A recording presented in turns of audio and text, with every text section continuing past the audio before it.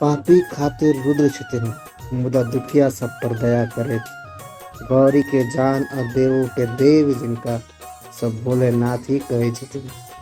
हर हर Mahadev.